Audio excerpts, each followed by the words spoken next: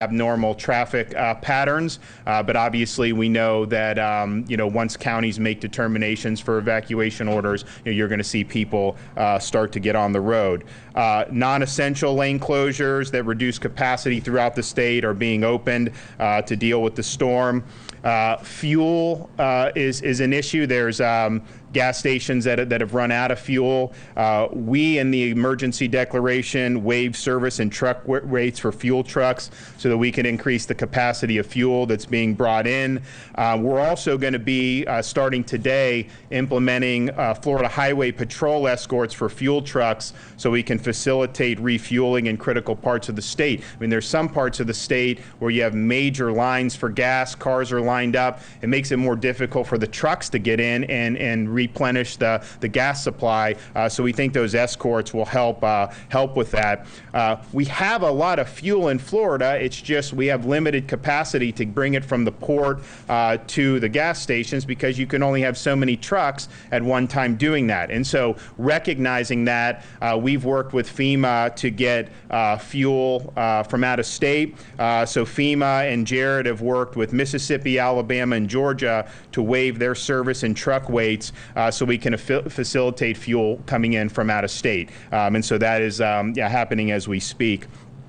In terms of these nursing homes, obviously that's been an issue in the past. The Agency for Healthcare Administration is making site visits or calls to all facilities where the state does not have updated info about generators. As you know, we now have a website through the Agency of Healthcare Administration where you can go in each county and see who's got the generators, who doesn't. And so we think it's statewide, about 120 that we don't have the information for. So there's going to be site checks, there's going to be phone calls to make sure that they have a plan to deal with folks that are in their care.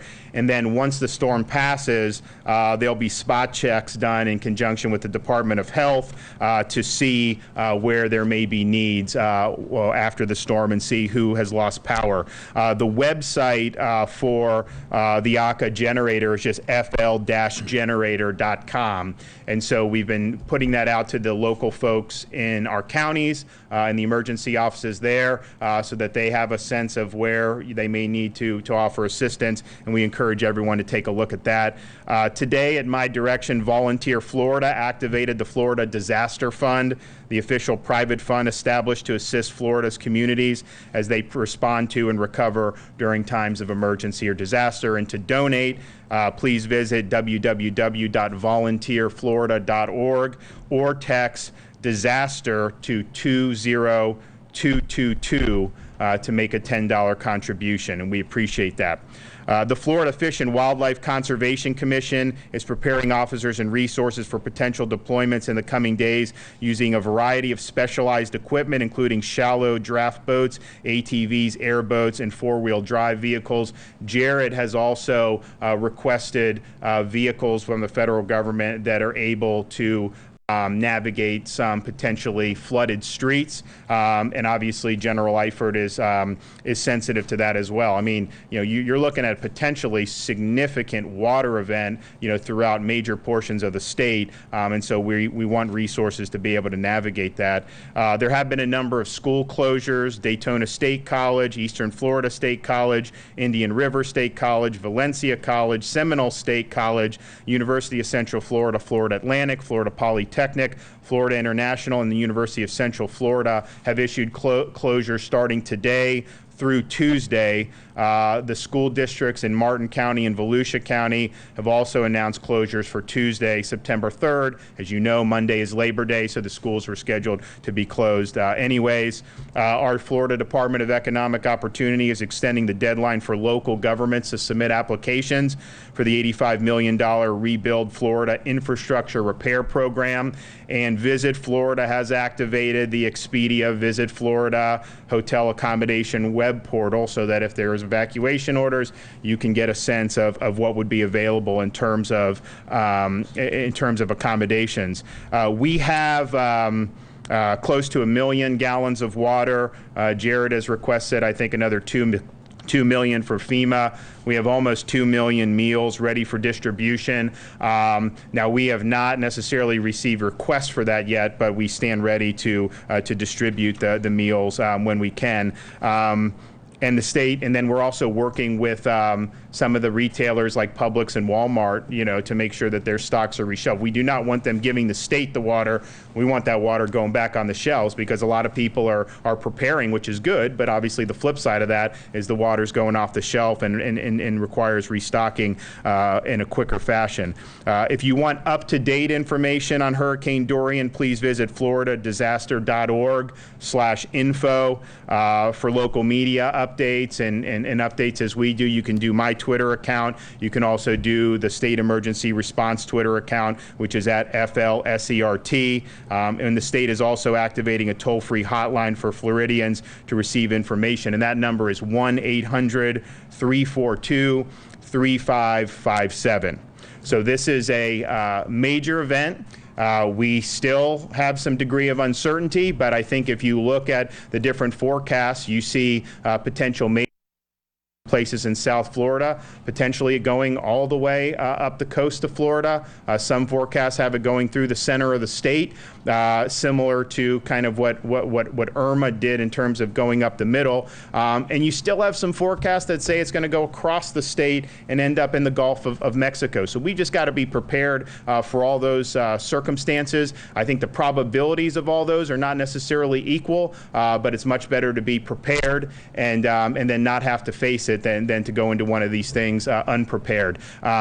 And finally, I did speak with the president on Wednesday night, and the administration has been great, and they've assured us they're going to provide all the resources we need. The president was scheduled to leave the country and has canceled that trip because I think the administration recognizes that this is a really, really serious event. And with that, we're happy to take some questions for myself or Jared or the general. Governor, what's the status of the National Guard? General Eifert, they're mobilizing. We are mobilizing as we speak. We expect about 2,000 soldiers and airmen from the Florida National Guard mobilized by the end of the day today. By the end of the day tomorrow, it'll probably be doubled by about 4,000. We're trying to be responsive but not overzealous in implementing whatever requirements the Department of Emergency Management levies on us. So we're prepared to respond. We have 12,000 soldiers and airmen in the state, and every one of them that is able and in the state, not deployed, will be ready to step up as needed. In addition, we have emergency management assistance compacts with various states in the southern region especially to be able to fill in any voids that we have or gaps in our formations that might need specialties like aviation, engineering, high water vehicle transportation, and those kinds of things. Governor? And we also, the general's talking with other states. We anticipate getting support from other states. I know I spoke with the governor of Alabama, and she authorized some National Guard personnel from Alabama. So that is ongoing, and I'm sure we will provide those updates once we get them. Governor, yes. This is just an observation. I noticed there's a lot more FEMA personnel in the EOC, and obviously the trucks that were previously across the street at DFS are now right here in the parking lot. Is this a change on your part with the with the new administration, or is this just happenstance, or is it a new approach? I guess. I think this is just what we planned, right? Yeah. No, I mean, I'm not exactly familiar in terms of how FEMA did in terms of where they were before I was here, but when we did the hurricane exercise, I mean, this is how we've anticipated it happening. And Jared has developed a really good relationship with folks in FEMA, and they really appreciate all the hard work he's doing. So I think we're on the same page, and I think we'll be able to work constructively together. Governor, this is your first major hurricane as governor, and I'm wondering if there was much of a learning curve for you going into this, and do you see like your political future sort of tied to how the state performs during this? I don't view it politically at all. We're trying to protect the state, protect people, and assist these local folks who are out there. They're all activated now as best we could. I grew up in Florida, so I'm not stranger to hurricanes. And of course, we've had a number of active hurricane seasons recently. As a U.S. congressman, we had Hurricane Matthew, where my district was the district that was most affected. Now, granted, that could have been worse than the path it ultimately took. And then obviously Hurricane Irma, that affected almost everybody in the state. And so, I have a lot of experience just understanding kind of how some of the wheels go in motion. And then we've done an awful lot with Hurricane Michael since I've taken office. And so this is something that we didn't want to see hurricane this season. I know Jared and I both did what we thought we could in different respects to try to head that off, but we also prepared for one and did a major hurricane exercise. I would ask Jared, hey, what's it look like in the Caribbean? What's this? Because we knew that this is something that could potentially happen. So at the end of the day, we're going to be working really, really hard to do our best to help the folks in the state of Florida. What can you tell us about cell phone coverage and how long people should expect to go out? That was a big problem, at least for some providers, after Hurricane Michael, and that's what everyone's on and going to want to know about how their home. Sure. Well, obviously, I think in Michael, it's a major problem, and it really hindered, I think, the ability for folks to be able to take protective measures after the storm. But we've spoken with companies like Verizon.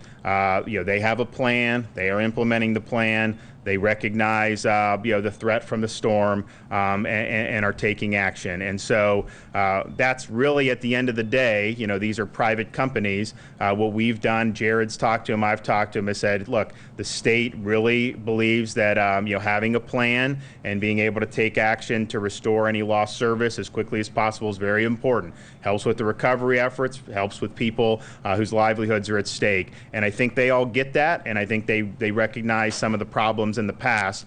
And I would say the same with the utilities. I've met with a number of the heads of the utilities, companies like Florida Power and Light, and they are executing their plans. And you're seeing a lot of assets being brought to bear in Florida right now, not necessarily for sure where those are going to need to ultimately be deployed, but there's going to be a capacity to do that. And restoring the power once it goes out to as many people as quickly as possible, that helps Jared, me, it helps General, it helps with the recovery effort and the response. And so we're sensitive to that. And I can say that the utilities have plans. They are executing those plans. Resources are being brought to bear. And I think that's a responsible thing to do.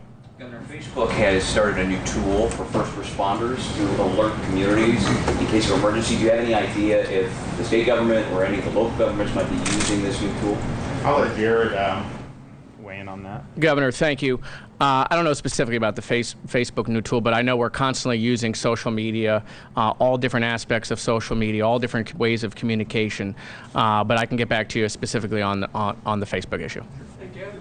The gas is an issue every time we have a hurricane. And a consultant's report earlier this year recommended increasing the capacity at the terminals loading in the trucks. I mean, do you think that or other issues will seriously have to be addressed after this storm? Well, let's just see. I mean, Jared and I have talked earlier this year about, do we want a state fuel reserve and we've kicked around different ideas. But at the end of the day, we're utilizing the capacity we have here, and then we're going outside the state to increase the capacity now. And I think part of the reason why you've seen, Fort Myers is, I think they're at like 47% of the gas stations there. Basically the same as Miami. In Miami, man, there were lines everywhere there. I think part of that is because I think people are taking steps to be prepared, which is not necessarily a bad thing.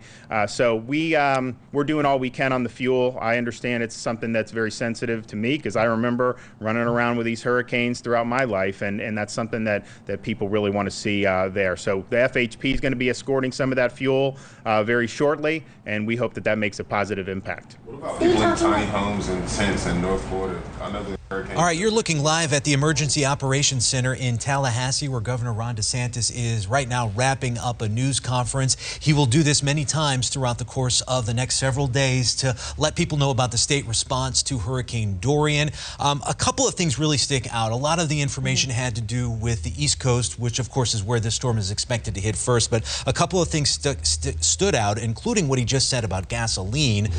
We're having an issue in Southwest Florida keeping gas in the tanks and getting gas to people who want to fill up. So he says that the state is easing restrictions on both traveling and transporting that gas within the state and from other states as well. Also, you heard him say that FHP will begin today escorting tankers to gas stations so they can get to the stations quicker, get the gas in, and so you can fill up. Yeah, and he also mentioned that meals and water are being made available for distribution after the storm. Of course, it's unclear where the meals and water will be headed first. It depends on where the storm hits. But he did say that 1 million gallons of drinking water so far have been made available, and they're working more on that. And they also say they're working on distribution when it comes to the Publixes and the Walmarts throughout our state and making sure that they get their shelves stocked back up, because we've been seeing that different stores, even here in Southwest Florida, where we aren't expecting a direct hit, are running out of those kinds of resources. Yeah, I think the bottom line, the governor said we have to be prepared for anything, and that's what the state is doing right now. Let's bring Trent in to talk about the storm, and we had an update earlier this morning